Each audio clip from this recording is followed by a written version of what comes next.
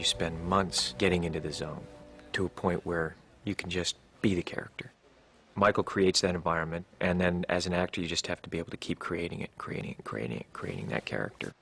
I'm a big believer in whatever the central activity that a character is supposed to do in his life, that an actor should be able to do it, to really understand it and understand the character. So I designed a program, and I used somebody that I also used in Heat, Mick Gould. It's important that we look every time. He's ex-SAS, British Special Air Service, and kind of an expert in close-quarter combat with the kind of training he would have had if he had spent, 8 or 12 years in Special Forces.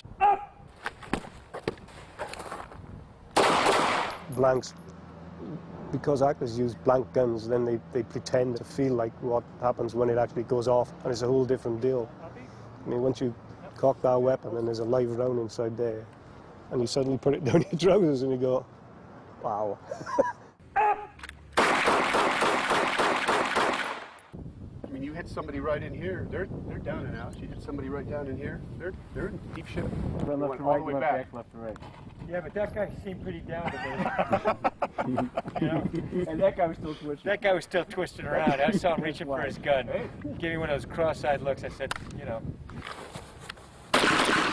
Yeah, we were using live ammo.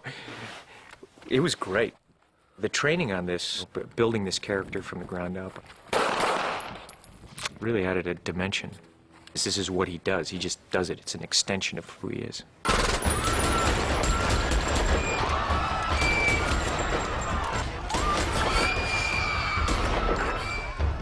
And for the actor then, when he's on a set and he's firing blanks, he does not firing blanks in his mind. He's firing live ammunition. This is really happening.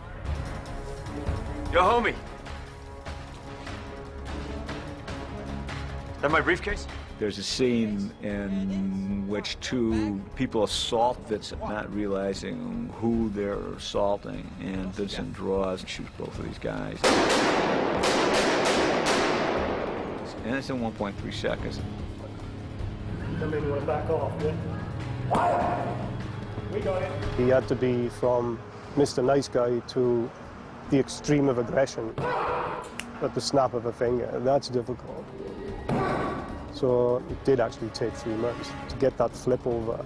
The real value of it is what it does to the actor believing in himself. Cry's not here now. And it projects in a much deeper way into character. He can become very quiet. And we will look at the screen and we will feel that man is totally in command.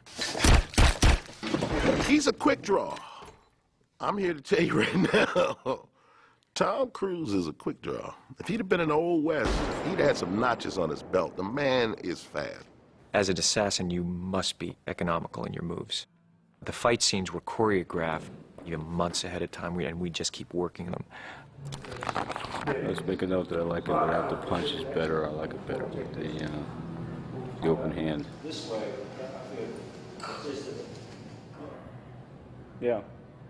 And so everything that Tom does in the picture, that's not stunt work. Tom did it all for real. Of course, there are no cuts in it. We've been doing it for the last 3 months every morning. We worked with him every day for weeks, and he was always there. He would work out for an hour prior, stretch and warm up. And he was so diligent about, if I'm not doing something right, tell me. If his leg was a quarter of an inch off a mark while we're working out a fight sequence, he wants to know, is everything perfect?